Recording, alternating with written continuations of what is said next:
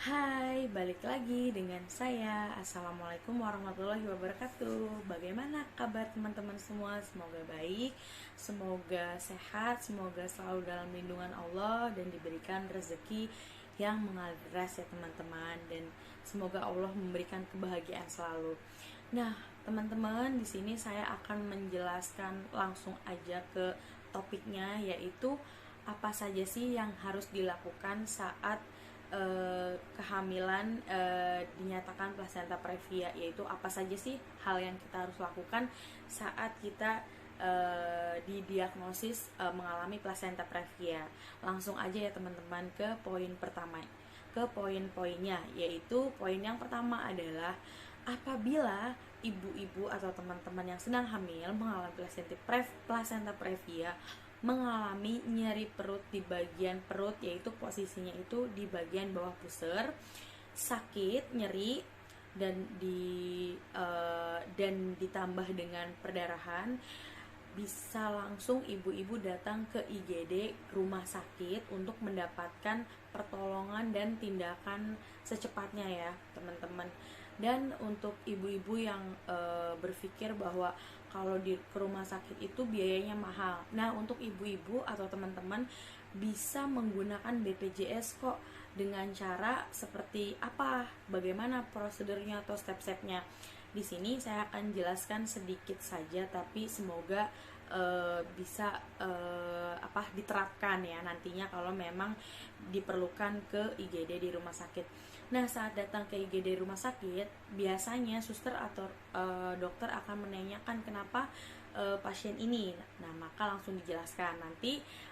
Nanti setelah itu bagian IGD akan memberi informasi ke suaminya atau yang mengantarkan si ibu hamil ini untuk mengurusi data-data dan persyaratan dokumen-dokumennya di bagian kasir atau administrasinya biasanya ya. Nanti akan dibantu di bagian administrasinya kalau memang menggunakan BPJS.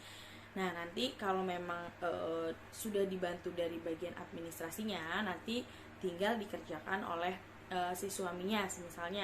Misalnya tidak ada rujukan dari vaskes tingkat pertamanya, maka harus minta dulu alias datang ke vaskes tingkat pertamanya. Misalnya vaskes tingkat pertamanya itu di puskesmas, maka si suami itu akan diminta untuk datang dan meminta surat rujukan. Nah, nanti saat datang ke vaskes tingkat pertama ini harus menjelaskan kronologinya, kenapa sudah datang di rumah sakit tapi baru minta surat rujukan. Nanti dijelaskan bahwasanya si ibu hamil atau si pasien yang masuk ke IGD itu sudah mengalami perdarahan yang cukup hebat serta disertai dengan nyeri perut ya.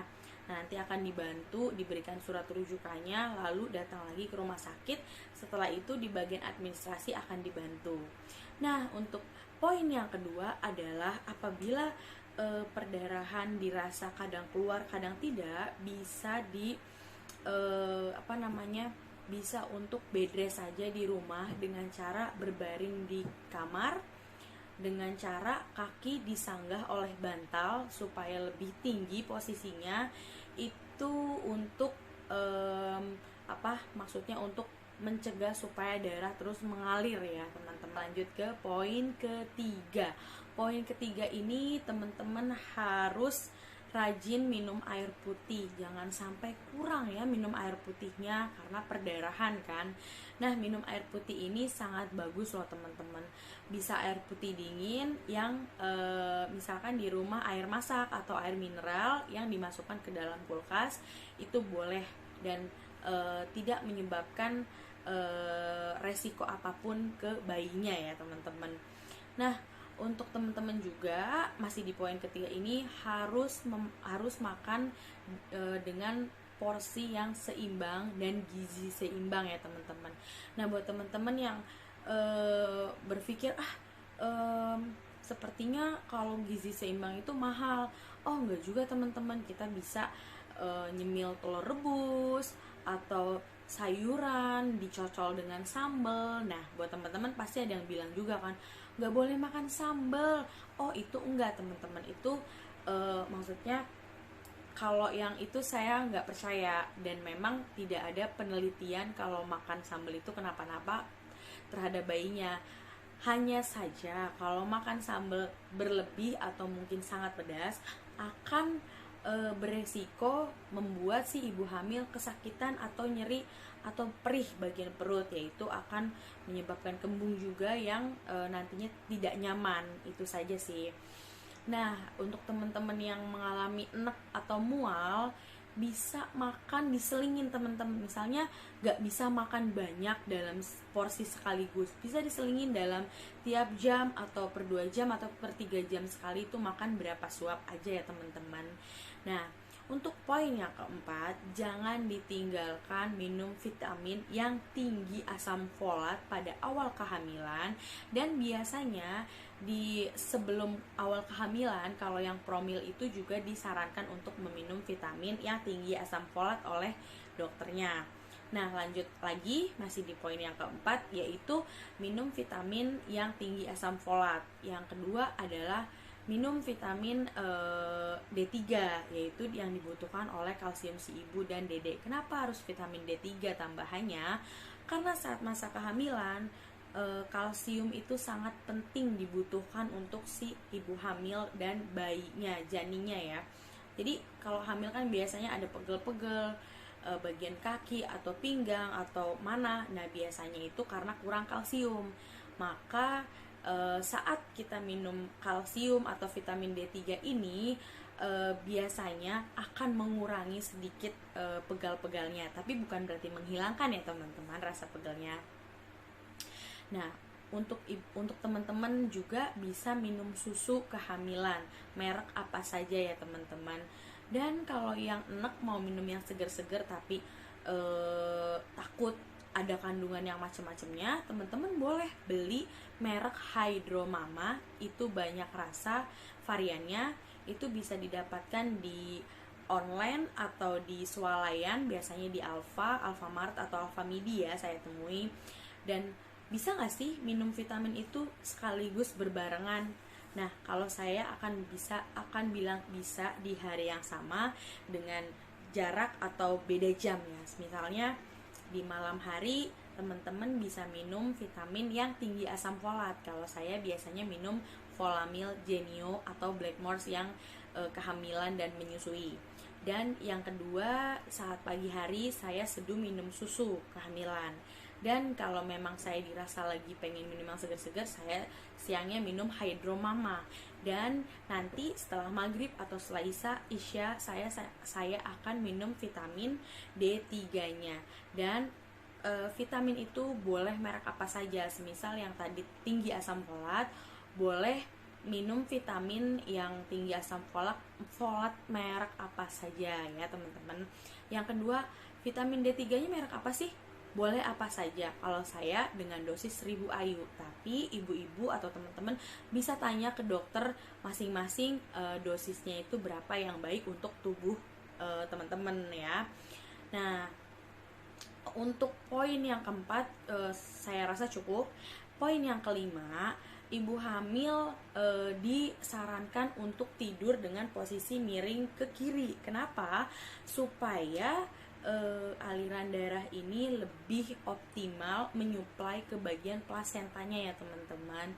Jadi bukan berarti tidak boleh miring ke kanan, telentang, itu boleh, tapi lebih disarankan miring ke kiri. Dan kalau buat ibu-ibu hamil jangan sering terlentang ya, karena banyak resikonya. Jadi boleh kok miring ke kanan atau telentang atau ke kiri kalau lagi dirasa bosen. Nah, poin yang keenam, teman-teman juga harus mengelola stres dengan baik ya teman-teman. Bukan berarti kalau memang ini orang hidup pasti ada stresnya, tapi kita juga harus mengelola stres itu dengan sebisa kita supaya tidak terlalu berlebihan ya teman-teman. Nah, untuk selanjutnya apa saja untuk yang poin terakhir adalah buat teman-teman khususnya kalau sedang mengalami kehamilan yang sehat maupun yang sedang bermasalah, itu bisa konsultasi kedua opsi ya teman-teman, demi menghindari resiko yang tidak diinginkan. Semisal kita periksa di opsi pertama seperti ini riwayatnya. Nah, nanti dirasa kayaknya enggak deh, bisa ke opsi kedua. Nah, begitu juga untuk yang kehamilannya bermasalah, itu harus cepat tanggap ya teman-teman, cari informasi mengenai vitamin, cara-cara mengatasinya, terus untuk budgetnya, untuk step-stepnya itu seperti apa, teman-teman bisa scroll di YouTube yang teman-teman memang percaya itu, atau bukan percaya, sukai, atau memang oh iya memang benar stepnya seperti ini gitu kan. Jadi buat teman-teman harus pinter-pinter mencari informasi yang baik dan berobat ke tempat yang maksudnya yang baik. Pasti ada yang murah juga kualitasnya baik. Jadi dilihat dari teman-teman aja ya. Misalkan kayak berobat di sini banyak ulasan-ulasan yang baik, bisa dicoba. Jadi di kehamilan ini saya juga udah pernah bilang kalau saya kan di daerah Jakarta dan saya konsultasi setiap bulannya itu di Hai Bumil. Saya cantumkan di video sebelumnya. Nah, buat teman-teman cukup sekian informasi dari saya. Semoga ini sangat membantu ya untuk teman-teman yang sedang hamil, sedang belajar informasi tentang kehamilan, dan untuk yang mengalami kehamilan kurang sehat atau lemah atau seperti saya dulunya. Semoga ini bisa membantu ya teman-teman. Dan mohon maaf saya ucapkan kalau memang ada kata-kata yang memang tidak berkenan dan kurang, saya mohon maaf.